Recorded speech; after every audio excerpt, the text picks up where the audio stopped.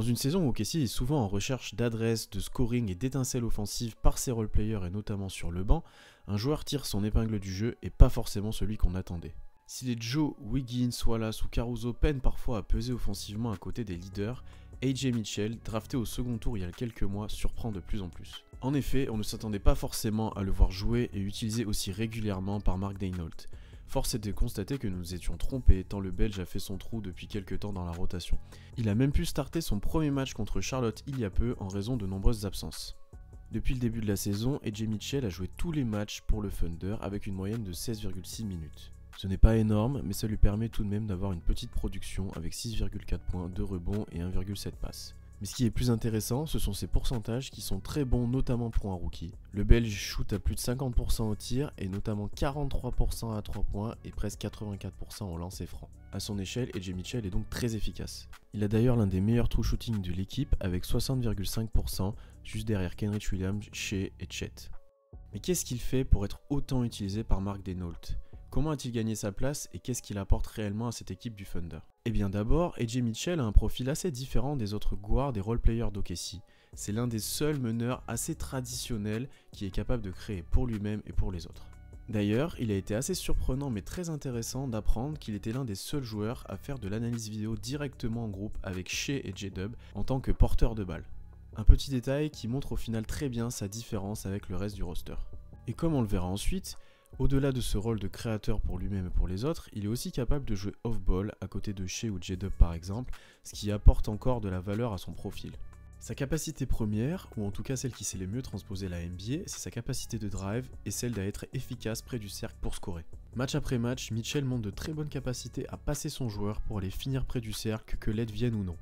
Cette très bonne capacité de drive vient d'abord de ses appuis et de son dribble qui, en partie grâce à sa taille, sont très bas et lui permettent de mettre en difficulté chaque défenseur.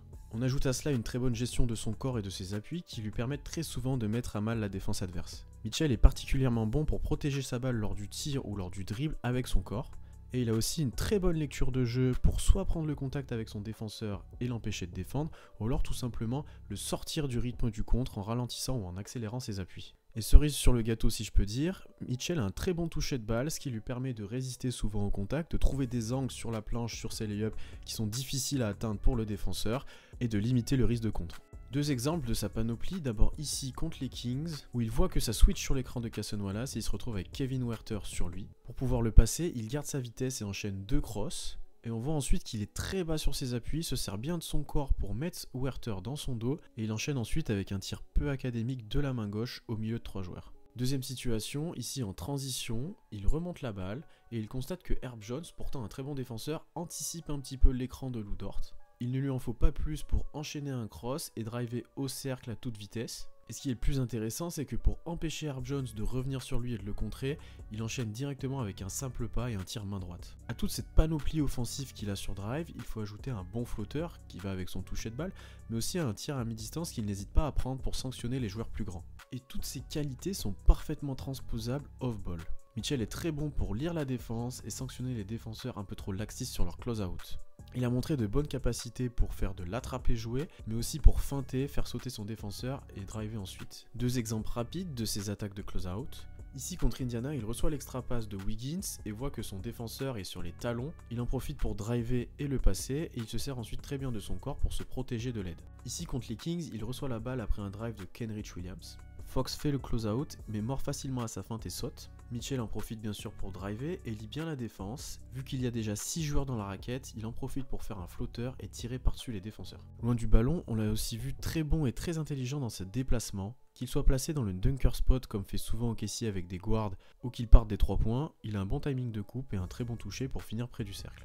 Quand on parle de qualité off-ball, on est forcément obligé de parler du tir extérieur. Et si tout le monde n'était pas forcément convaincu de sa capacité à tirer de loin à sa draft, Mitchell montre pour l'instant de très bonnes choses à 3 points.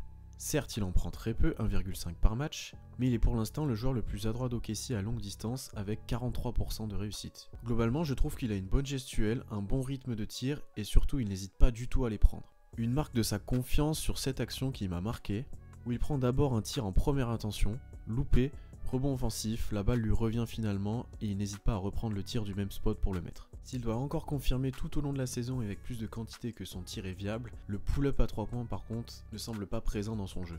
J'ai beaucoup insisté sur les qualités de scoreur d'AJ Mitchell, mais il a aussi montré de bonnes choses à la passe. S'il utilise les pick and roll en priorité pour scorer, il a aussi montré des flashs pour trouver le grand qui roule vers le cercle ou alors qui pop pour tirer à 3 points. Exemple ici où il fixe bien le pivot pour pouvoir servir Isaiah Hartenstein en alley-oop, ou ici où il laisse son défenseur dans son dos et feinte bien le pivot adverse pour servir Chet Holmgren bien lancé. Ayant insisté sur ses qualités de drive et de QI basket, il est logique aussi de voir AJ Mitchell faire de bonnes choses en drive and kick ou pour servir des joueurs qui coupent lors de ses drives.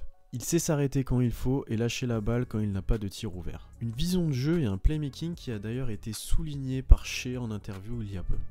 Avant de parler un petit peu de sa défense, il faut quand même que je pose des limites à tout ce que j'ai pu dire avant. D'abord, dans le contexte où il évolue à OKC et dans son rôle dans le roster, AJ Mitchell est principalement confronté à des bancs NBA et non pas à des titulaires.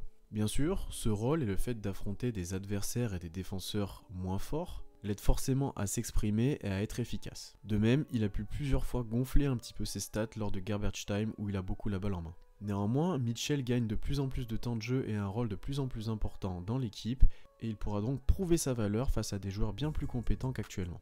Et puis j'en ai peu parlé jusqu'à maintenant, mais de par sa taille et le fait que ce soit un rookie aussi, il peut parfois se retrouver limité physiquement pour passer son défenseur et pouvoir s'exprimer. Dans un jeu un peu plus fermé, il pourra se faire impacter par un défenseur plus physique que lui et aura alors du mal à créer ses drives et sera alors un peu moins utile à l'équipe.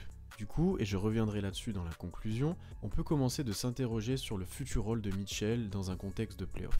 Défensivement maintenant, AJ Mitchell est forcément limité par sa taille et ses qualités athlétiques qui ne sont pas élites. Mais à l'instar de ce qu'on a souvent dit pour Isaiah Joe, Mitchell est très investi défensivement, il met beaucoup d'intensité et il fait preuve d'une belle intelligence. Il est notamment intéressant loin du ballon, où il est très concerné dans les aides, fait les bonnes rotations défensives et vient souvent gratter des ballons. Dans ces situations, il semble très concerné et concentré et se fait rarement prendre en backdoor ou fait rarement des erreurs. Un exemple ici, où d'abord il conteste bien la passe pour Obi Toppin qui ne peut pas exploiter le match-up favorable.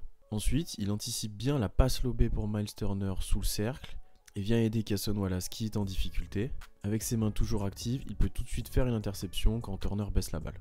De par sa taille et de son rôle avec le banc, Mitchell est aussi souvent placé sur des meneurs backup en défense. Sur ces situations, il montre qu'il a pas mal d'expérience dans ce rôle, il arrive à le presser assez haut le joueur adverse sans souvent se faire passer et a toujours des mains très actives pour piquer les ballons. Un exemple ici où AJ Mitchell annihile complètement le drive de Corey Kispert en résistant physiquement et en lui grattant la balle avec des mains actives. Enfin, grâce à son intensité et son intelligence, il arrive souvent à être impactant en rebond défensif aussi, où il fait preuve d'un bon timing. Au final, ce qui choque le plus avec Mitchell, c'est qu'il ne joue pas vraiment comme un rookie. On a déjà eu un exemple de cela l'année dernière avec Cason Wallace, qui ne faisait quasiment pas d'erreur en attaque, qui défendait terriblement bien et qui avait déjà trouvé son rôle. Mais c'est encore différent pour Mitchell, qui est arrivé avec un rôle moindre, drafté au second tour, et surtout un rôle assez unique dans le roster.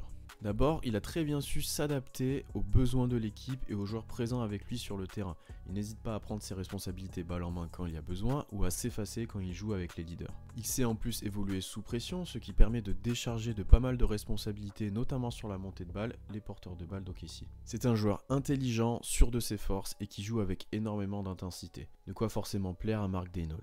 Maintenant, il est encore trop tôt pour dire que Mitchell sera longtemps dans la rotation du Thunder, notamment vu la concurrence et de potentielles arrivées ou retours de blessures comme celle de Topic. Mais il est déjà peut-être l'un des meilleurs two-way contracts de la ligue et il joue des minutes dans une équipe qui pour l'instant est très bien positionnée et vise le titre. Et encore une fois, avoir de telles minutes pour un rookie drafté au second tour et avoir l'impact qu'il a, c'est assez énorme. On peut déjà imaginer d'ailleurs que Mitchell va avoir un contrat garanti d'ici la fin de saison et cela ne serait que mérité. S'il manque un peu de temps de jeu et de quantité pour pouvoir atteindre des récompenses individuelles comme rookie, il a le niveau de jeu et dans une draft pour l'instant très faible, c'est clairement une bonne pioche. Mitchell, c'est aussi le symbole d'une tendance qui est de plus en plus fréquente à OKC, voire dans le reste de la ligue. Les GM n'hésitent pas à prendre des joueurs plus vieux, Mitchell a 22 ans, mais surtout plus accomplis à la draft, qui seront prêts à jouer au détriment de talents bruts sans certitude de développement. La draft de Mitchell pourra notamment être un exemple dans le futur sur comment entourer Shea et les autres à moindre coût. Enfin, est-ce que la très bonne surprise Mitchell pourra continuer de nous satisfaire en playoff? C'est plus compliqué, je pense que pour l'instant la marche est peut-être trop haute pour lui, notamment défensivement, mais je ne demande encore une fois qu'à être étonné.